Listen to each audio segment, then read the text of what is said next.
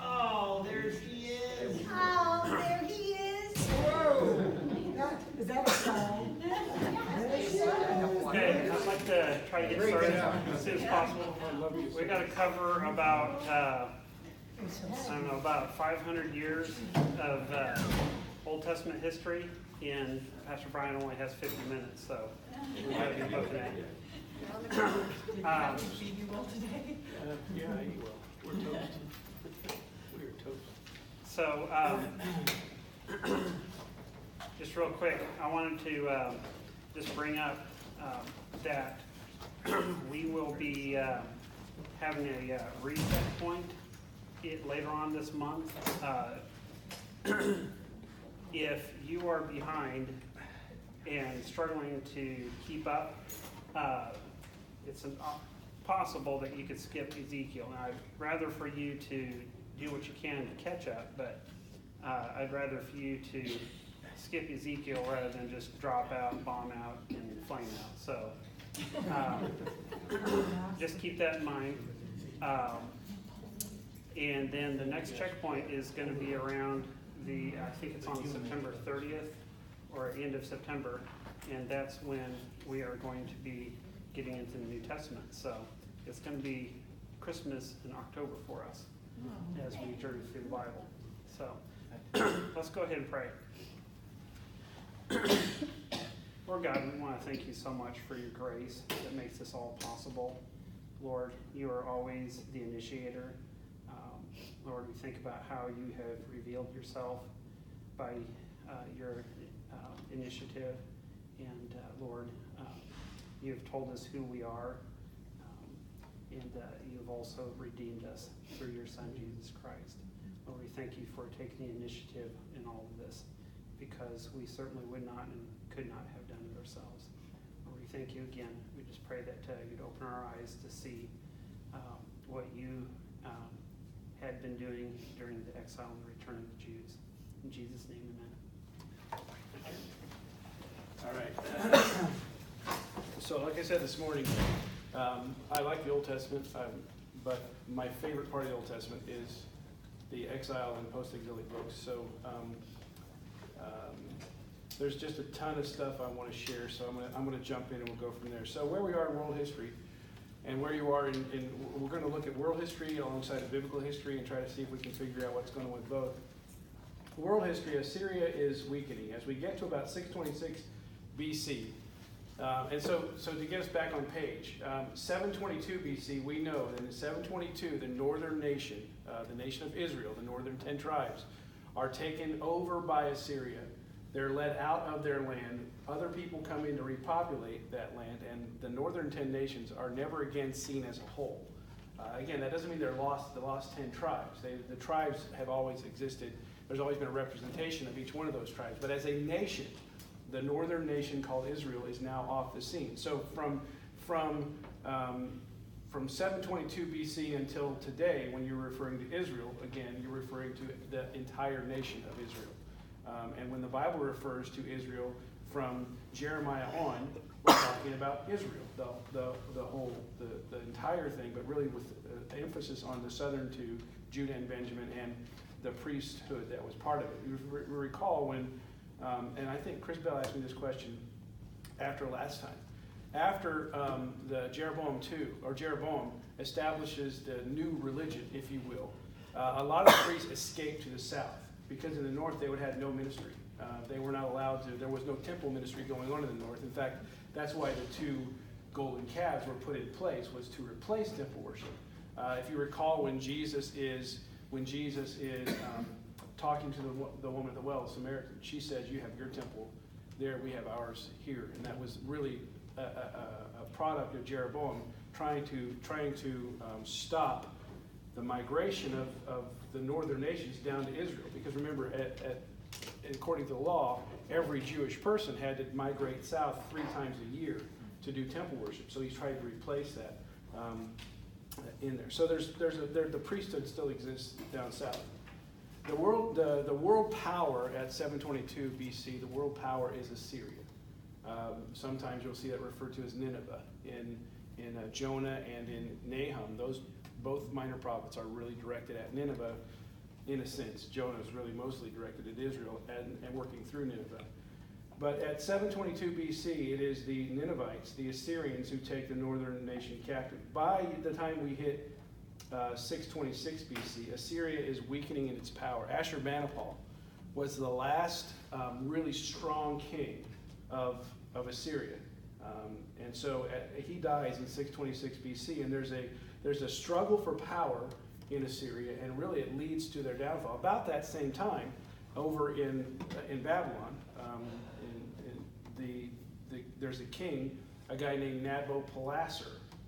He is the Babylonian king that really established Babylon as the world power that it became. He begins to have a conquest mentality where he can go out. He wants to now control the world. His son, his general, is a guy named Nebuchadnezzar, who really goes out and takes the world for Nabopolassar. Nabopolassar didn't do a lot of the fighting himself. He sent his son Nebuchadnezzar to be his general, and he went out. And so in 612 BC, Babylon finally overthrows Assyria and becomes the world power without any kind of a real foe to stand against them. So that's what's happening as far as world history goes. The Assyrians are fading off the scene. The Babylonians are coming onto the scene. And the Babylonians really have, by Nabopolassar and his son Nebuchadnezzar, have a desire to centralize power with Babylon and to control the entire world. So that's kind of the world history in a nutshell, what's going on. There's a lot more stuff we could talk about what Egypt's doing, but we're not going to do that. We're just going to focus primarily on what's going on with Israel. We should say that Egypt never is ever conquered by any one of those world powers. Egypt always existed and stood on its own. And in fact, Pharaoh Necho, who is a pharaoh in Egypt, is actually going to, in some sense, be an ally of Israel for a point, but then he's finally going to get sick of them too and just throw them off, which you'll read that as you read through these books. So that's kind of what's going on in world history. As far as the Bible goes, as far as biblical history goes, we're coming up to the end of really the time when Israel got back into the land, or got into the land for the first place. They failed in eradicating everybody from the land, and what has described Israel, as you've read, what has defined Israel in most cases is idolatry. On a wide level, idolatry. Very few of the kings that you've read have been really good kings. I think 5 good kings, and actually, if we total them up, 5 good kings. Really, we have Manasseh, who started off really, really bad and ended up kind of good, and Uzziah, who started off really, really good but ended up bad. So I don't know how we're going to count that. Maybe we'll just take those 2 and make them 1 and call it 5. But just to understand that. But what has really identified, or how you can really describe, that's what I'm looking for, you can really describe Judah even as an idolatrous nation. And they have failed to keep the law on basically every level. In fact, they failed to keep the law to such a point that when the temple's being renovated, they find the law, don't even know what it is, have to ask, what is this book? The priests come in, forget what's the law, and they are cut to the quick. So there is a downward progression in Israel. What we do know is that, according to 1 Chronicles, by the word of Jeremiah, or 2 Chronicles, by the word of Jeremiah, that Israel has failed to keep the Sabbath years while they've been in the land. And so the Sabbath year was an opportunity for the land to rest. That's what was supposed to happen. And so based on their failure to keep the Sabbath year, God says, I'm going to send you to captivity for 70 years, and the land's going to have its rest for that 70 years. And so that's kind of what's behind the scenes of all this going on. God is finally to the point where he's ready to say, okay, I'm done. I'm going to take you out of the land. I'm not going to prosper you anymore. I'm going to honor what I said I would do when I gave you the law back in Exodus and in Leviticus and in Deuteronomy. If you don't do what I tell you to, I'm going to curse you. And so what God is doing is he's actually doing exactly what he said he would do and honoring his own word in cursing the Jews and those from Judah and Benjamin through this time. To understand the pre-exile, exile, post-exile, it's easy to divide everything into 3s. It really divides itself well into 3s.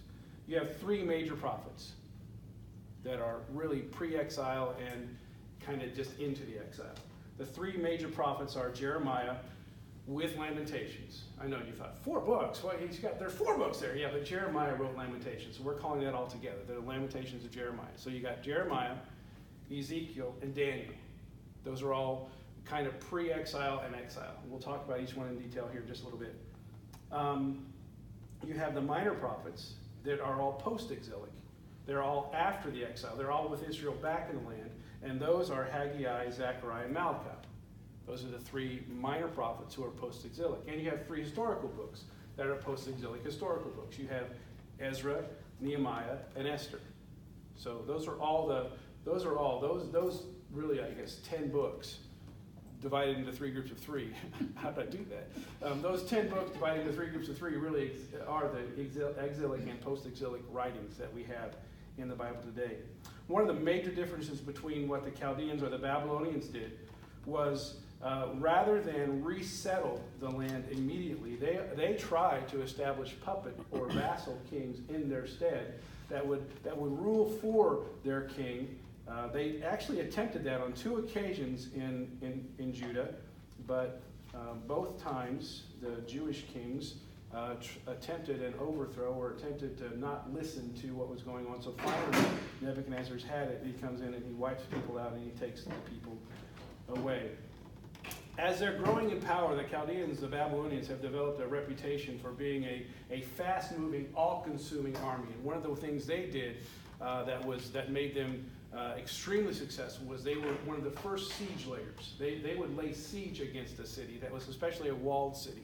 They would lay siege against that. And they were actually one of the first siege laying. And then actually they were the first ones who decided, you know what, if there's a wall, we can build a ramp. And so they would build ramps to take a city that way. So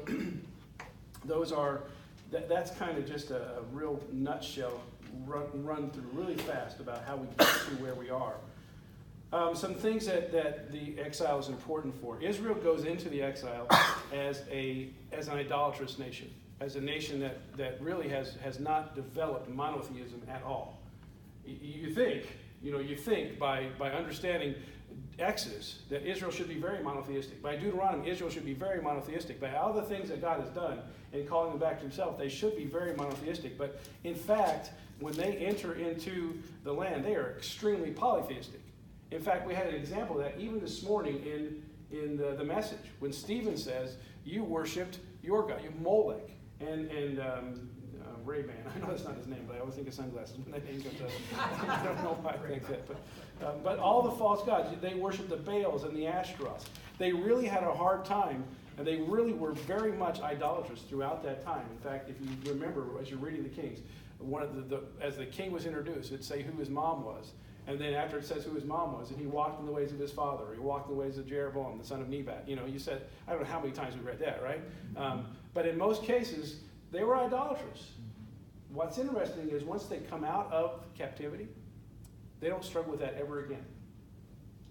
One thing that really develops in captivity is monotheism.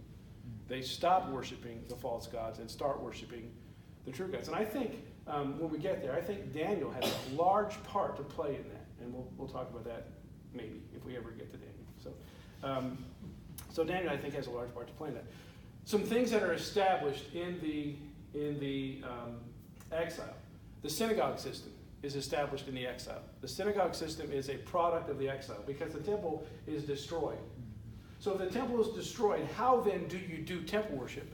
How do you keep the law and honor God if the temple is destroyed? And in fact, we're in captivity because we didn't do it. We're called back to it. How do we do that? Well, so the leaders, the spiritual leaders in Israel, priests, scribes, we'll talk about those in just a second as well, developed the synagogue system. The synagogue system is a invention of the Jewish leadership in captivity to take the place of or to make temple worship into a symbol type thing. And so the things they do in synagogue are a symbol of the things they should have done at the temple.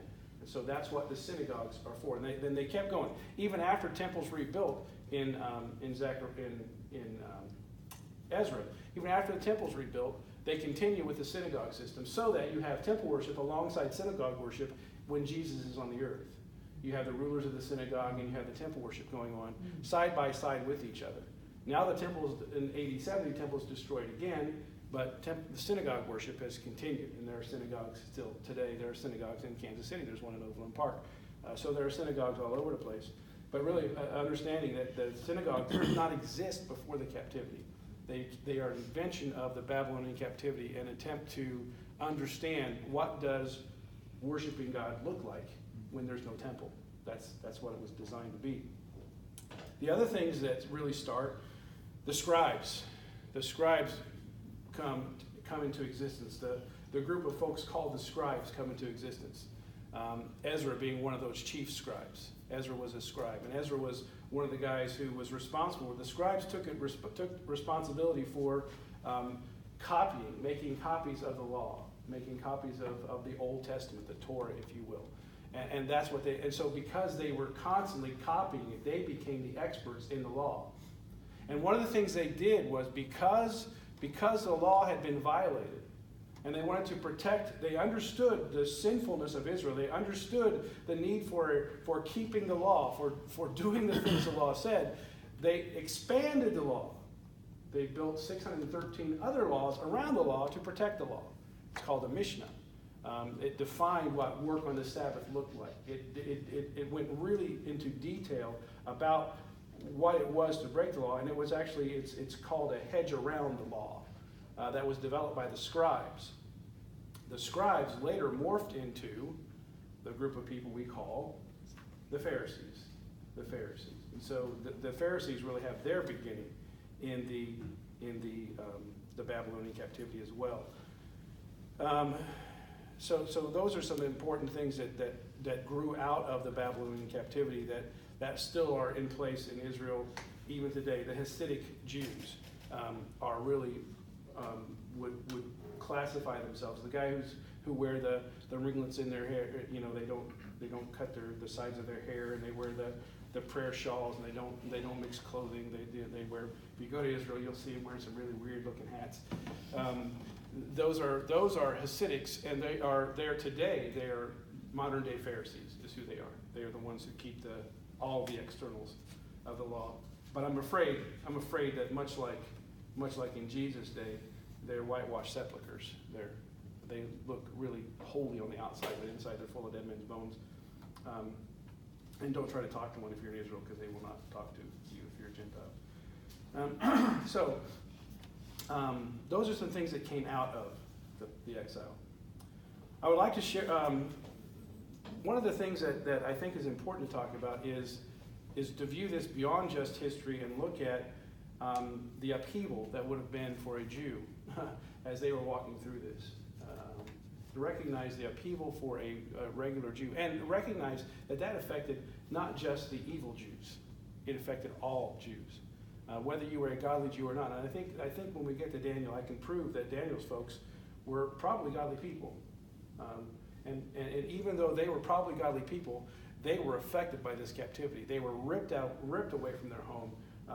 Their way of doing worship was torn apart.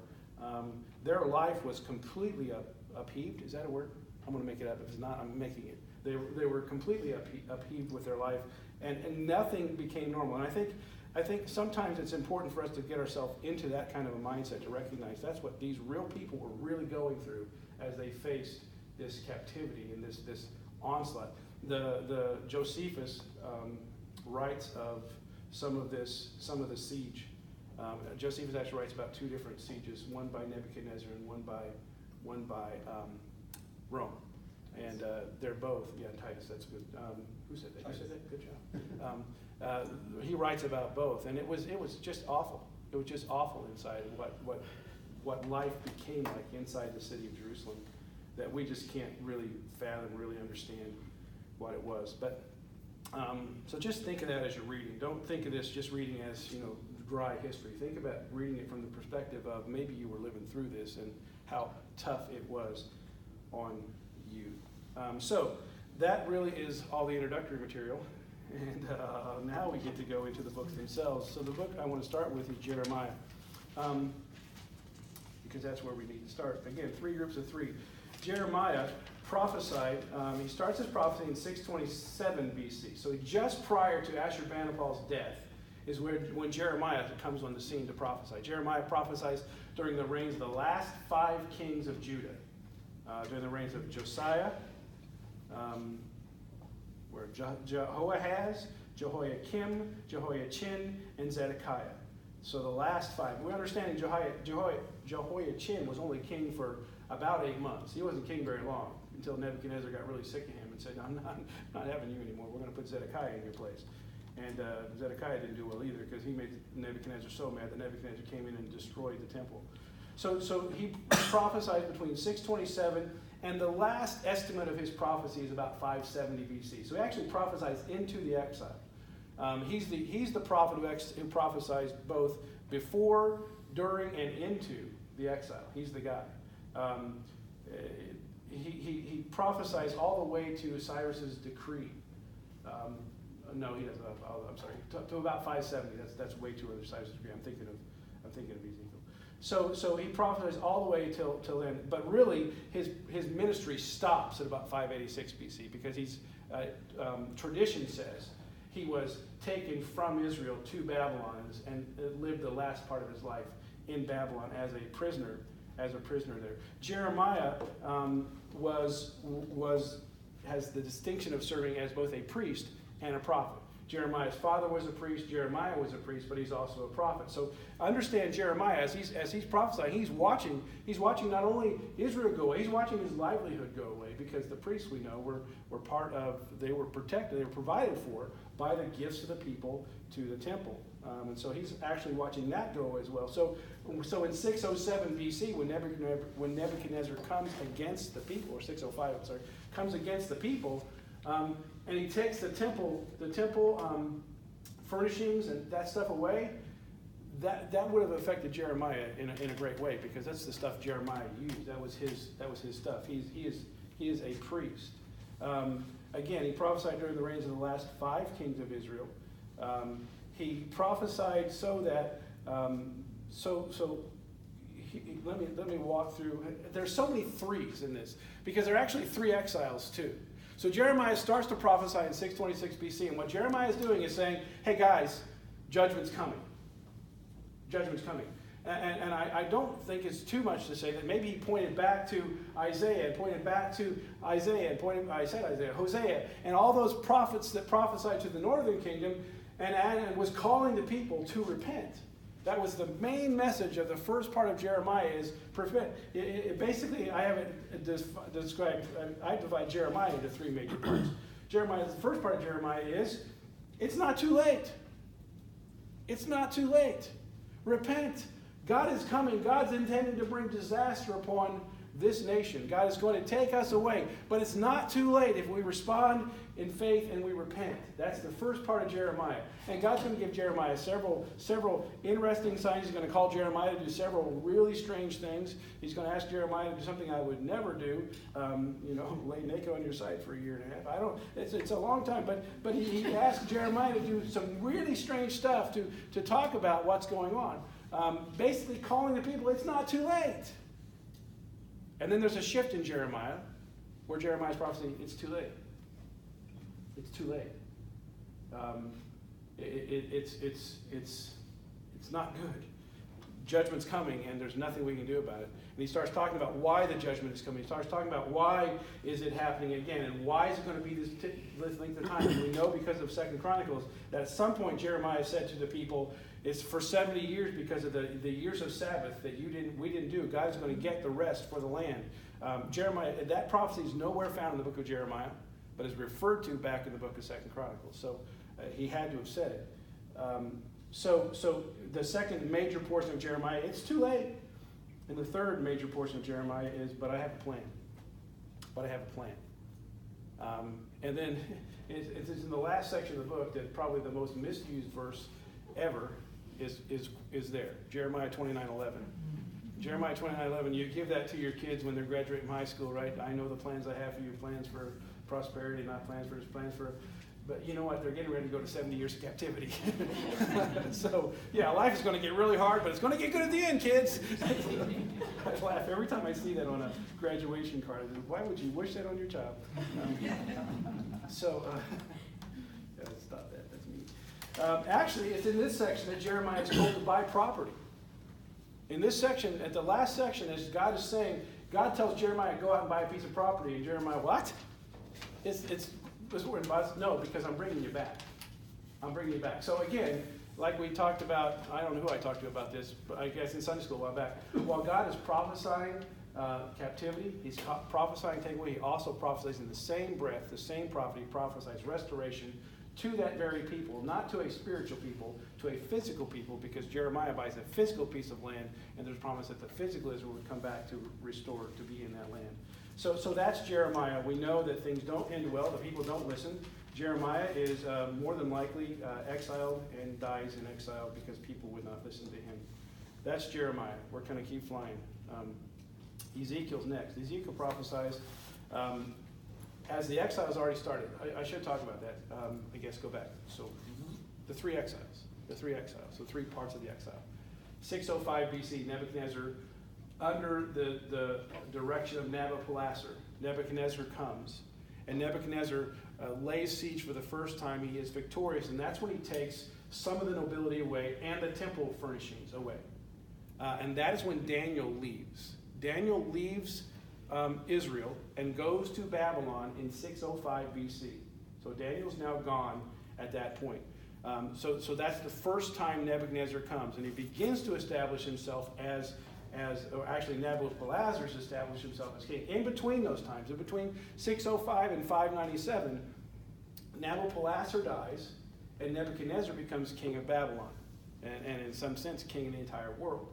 And so now Nebuchadnezzar comes to Israel, Judah, the second time as if he were king, and basically says, okay, I'm taking over again.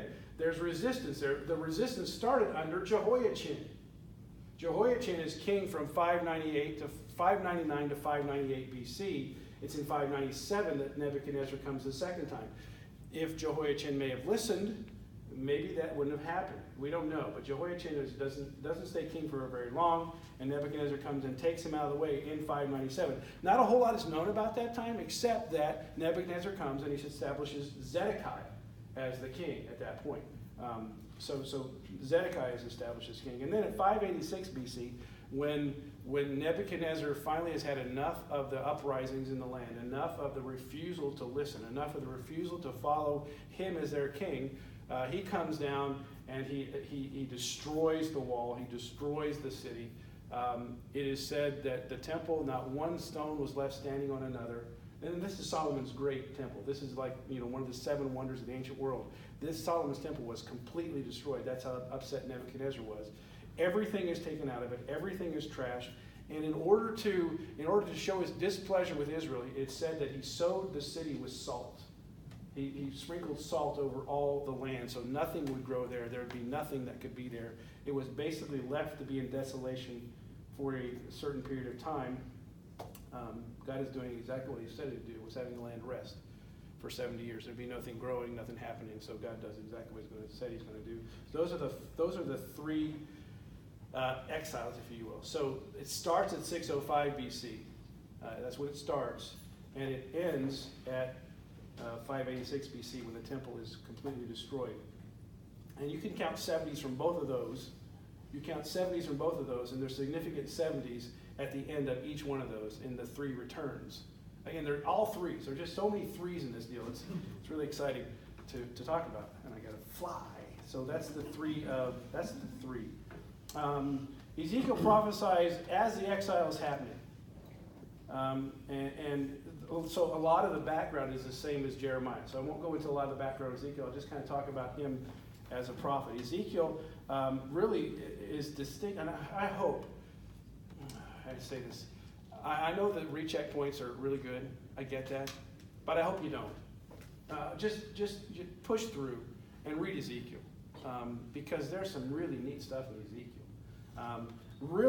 I think understanding Ezekiel really proves the point that God is going to restore Israel.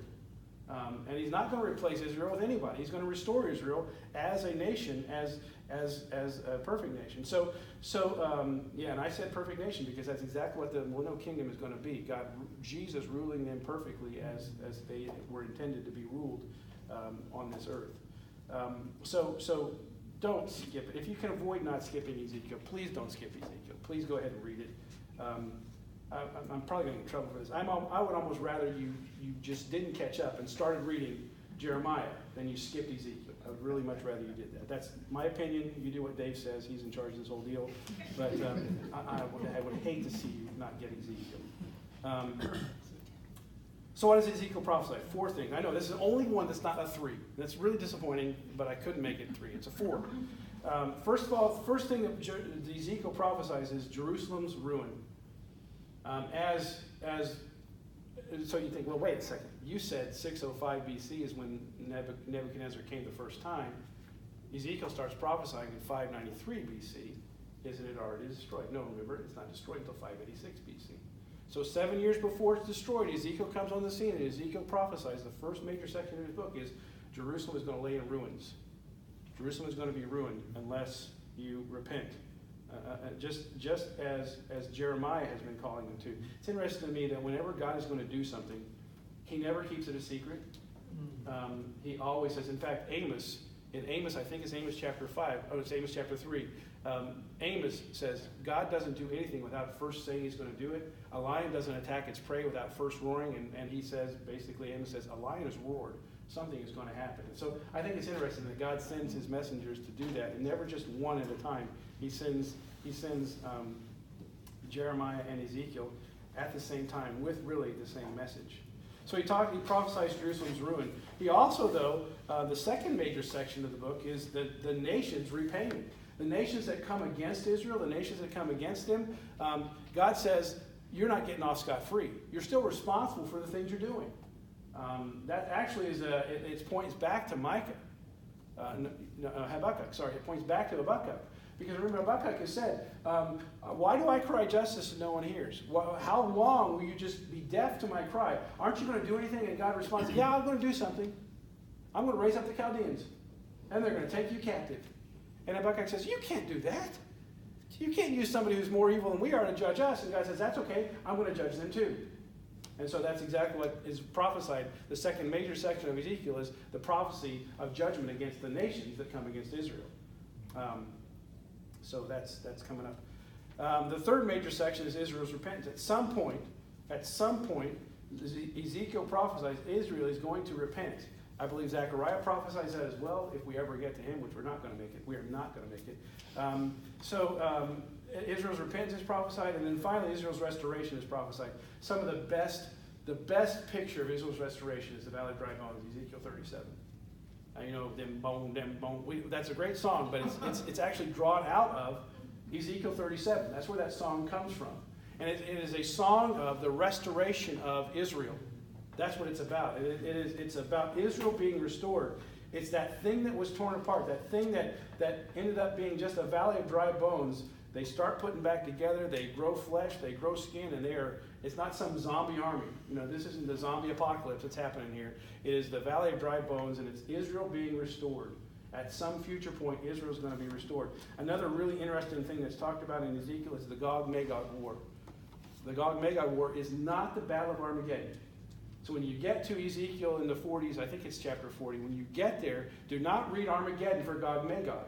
It's not the same war. I believe Gog-Magog precedes the tribulation. And if I ever get the book of Revelation, my book of Revelation worked on or done, you'll get this. I think it's actually that war that leads to the signing of the peace treaty between the Antichrist and Israel. I think it really makes sense to watch how that happens. And someday you'll be able to read a book and it'll tell you exactly how that happens. So when you get to, and I think it's easy to do because of some of the similarities between Armageddon and that war, but there are some major differences as well. So when you get to the Gog-Magog war, do not read Armageddon, read Gog-Magog war because it's a different war, I think, that precedes and sets up the tribulation for us. Daniel, let's move on.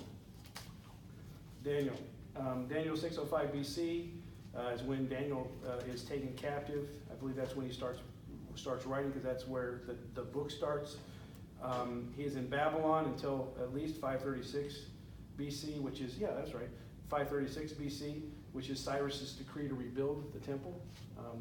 So if you do that, 605 to 536, do the math, right at 70 years, right? So from the time Daniel's taken away till the time the decree is issued to rebuild the temple, how many years is that? 70 years, okay? When was the temple destroyed? 586 BC. The temple is finally completed and dedicated in 516. How many years is that? 70 years. So however you want to do the math, it's 70 years. It's 70 years, which is pretty cool because that was prophesied years, lots of years before it happened. Daniel is a noble, and I think this is what I want to say about Daniel. Daniel is a teenager when he's taken captive. Daniel's a teenager when he's taken captive. When he gets to Babylon, and as a teenager, he's given the opportunity to have all this wealth as part of the court of Babylon. He's offered all this good food, all this wealth, and Daniel refuses that. Upon really the threat of his life, in some sense. You didn't want to make Nebuchadnezzar mad. You didn't want to do something. That's why when everybody sees him, their first response is, "Oh, king, live forever." Because you wanted him to be your friend. You wanted to be nice to Nebuchadnezzar. And to refuse the provision of this gracious king would have been a slap in his face. And so this is a big step for him. Where did he learn that? I believe he learned that because his parents. I think Daniel had godly parents.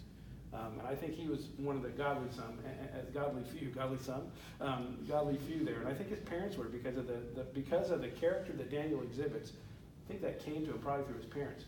I say that to say this: even then, righteous people were affected by the effects of sin of the nation. There's so much I want to share. Okay. So what's important? Well, so Daniel 605 to 536 BC. He starts off in Babylon, partway through under the reign of Belshazzar. Daniel actually gets a new name named Belteshazzar. Don't confuse Belteshazzar with Belshazzar. All right, two very different people.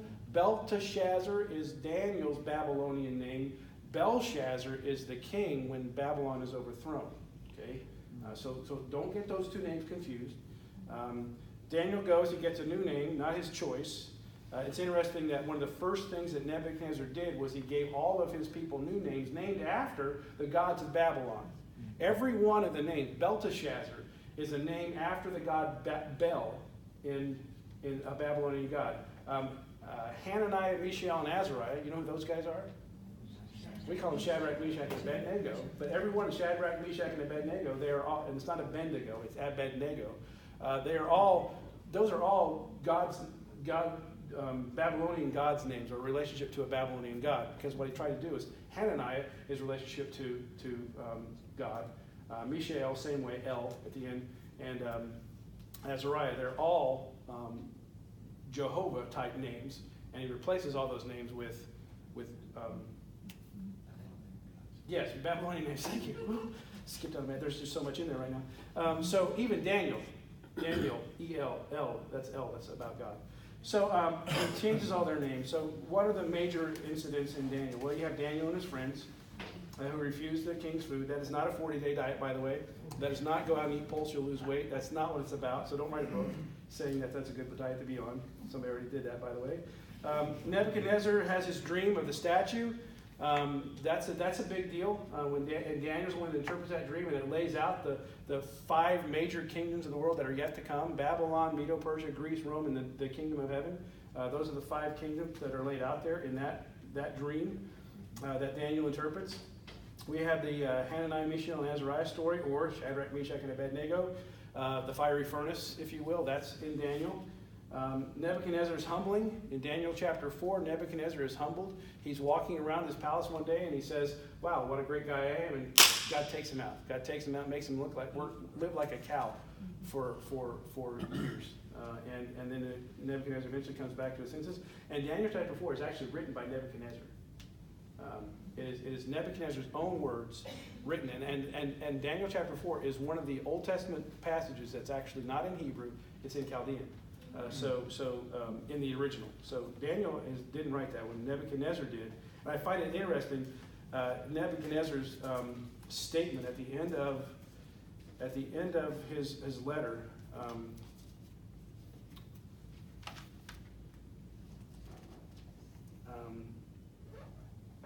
Nebuchadnezzar. Daniel 4:37. Now I, Nebuchadnezzar, praise and extol and honor the King of heaven. For all his works are right and his ways are just, and those who walk in pride he is able to humble. Wow, sounds like a heart that's bent toward God, doesn't it? I won't be shocked. I'm just going to tell you, I won't be shocked if we see Nebuchadnezzar in heaven. I believe that humbled him and he responded well. That's the last we see of him, by the way. I believe his power weakens extremely after that point, and Belshazzar takes over. I think it's significant. But anyway, wow. All right, so that's Daniel. Oh, we're not even done with Daniel. We have Nebuchadnezzar's humbling with Daniel Lion's Den. That's under Medo-Persia, though. The kingdom has changed. I'd love to talk more about how Medo-Persians got in. They dammed up the aqueduct, walked in underneath the wall. And when Belshazzar thought, no one can get me, I'm good. And they got him good.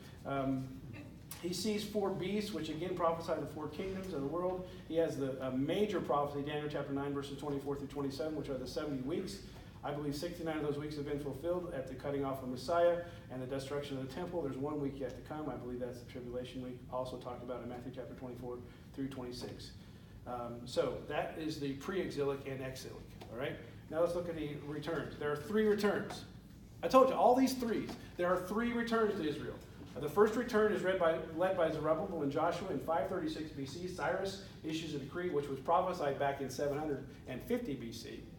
Isaiah prophesies that a guy named Cyrus is going to issue a decree that the people will return. And a guy named Cyrus issues a decree that the people will return in 536 BC and to rebuild the temple. And it's very specific. The decree is issued, they can go back and rebuild their temple. That's what he's doing at that point. So they go back, and boy, you'd think, there are probably at that point there are 2 million Jews in captivity. How many think go back?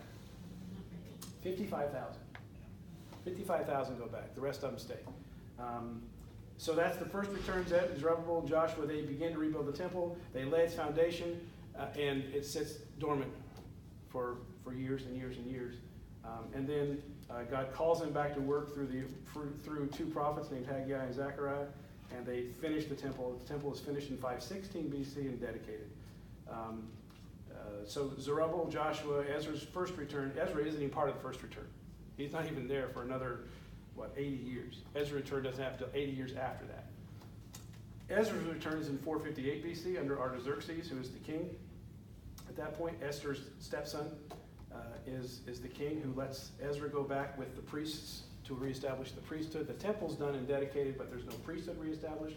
Ezra then takes about 6,000 priests back and reestablishes the priesthood. In 445 BC, Nehemiah's first return happens under Artaxerxes. Nehemiah goes, builds the wall 58 days, and then he has to go back because only given a period of time, goes back to Persia for 10 years. In that 10 years, things decay, things go terrible, things fall apart, and Nehemiah then goes back and establishes his second time of governing in about 435 BC. Esther falls in 476 to 473, so she falls kind of in between the finishing of the temple and the Ezra's first, or Zerubbabel and Joshua's first return. That's when Esther falls. So much I wanted to say about all that, and I just don't have time because the kids are walking in and I got to do that. Basically, let me do this. Hosea and Zechariah are prophesying at the same exact time for the same exact purpose, to encourage the people to rebuild, to get busy building the temple. Haggai says, quit building your own houses and start building the temple. In fact, they'd stolen the stuff that was supposed to be used in building the temple. They stole and built their own houses with it. So he says, stop doing that, rebuild the temple. They do that. Zechariah then prophesies about rebuilding the temple, about the authority of Zerubbabel and Joshua, and about their standing before him and who they represent. And then he actually prophesies the eventual restoration of the kingdom completely. So we know that this return can't be the restoration of the kingdom because Zechariah prophesies it as the future. And he's doing it right now. So it can't have been done at that point because there's never been a king. There's been no king on the throne in Israel since Zedekiah. Zerubbabel could have been a king. He is in the line of David, and he's in the line of Jesus. Zerubbabel is, but he's not a king, he's a governor. And then Malachi is the last guy. He prophesies just shortly before Nehemiah comes back the second time. after things have deteriorated. In that 10 years he's gone, things fall apart again. Nehemiah comes, establishes some reforms, goes away for 10 years. In that 10 years, things fall apart. And that's when Malachi begins to prophesy. And if you track that with the last chapter of Nehemiah, you'll see that it fits what Malachi is prophesying is exactly the reforms Nehemiah makes when Nehemiah gets back. So, wow. That was quick, huh? I told you, you got to listen quick. There's so much more. I'm eager for you. I'm really eager for you to actually read these books. And I would really, again, please don't take the reset. Please don't take the reset. Just read extra and get caught up. Because really, by reading this, I think some of the theological issues that with Israel being out of the way, I think they're taken care of by reading these and understanding these books. Because God promises to restore Israel, just like He promised to take them in captivity. And so that's a real promise made to a real people, a real physical people. And I think God's going to really honor that original physical promise made to a physical people. And it's really clearly laid out in these 10 books. So, Larry? I really think it's worth you mentioning again Nebuchadnezzar and Daniel and the influence they had on three guys chasing a star. Oh yeah, that's important as well. So Daniel became like the chief magician, if you will. That's really not a really good word. The chief magi, because they're not magicians, they're magi. They are looking at stars and stuff. But Daniel then became the chief of them, and it is that group of people, those three guys, or not actually three guys, maybe more than three guys. So why do we say three, by the way? Why do we say three? Frankincense, myrrh, and No, that's a good try, but that's not. horse, donkey, and camel. There is extra biblical literature in the Apocrypha that says there were three magi, and it gives their names. It gives the three names. That is extra. It's in the Apocrypha. If you have a Catholic Bible, you can read that book, and it'll tell you the three names. So like when we're doing the what's that thing we're doing here? Thank you. And we get to that part.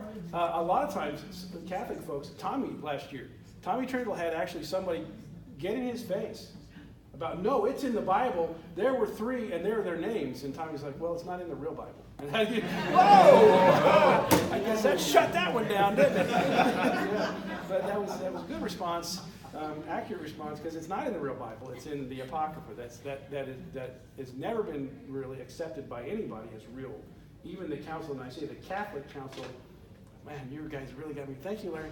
Council that set the canon rejected the books because of their imperfection that was there. So it's not part of it, but that's where the three comes from is the Apocrypha. We're selling out the threes. Yeah, wrong.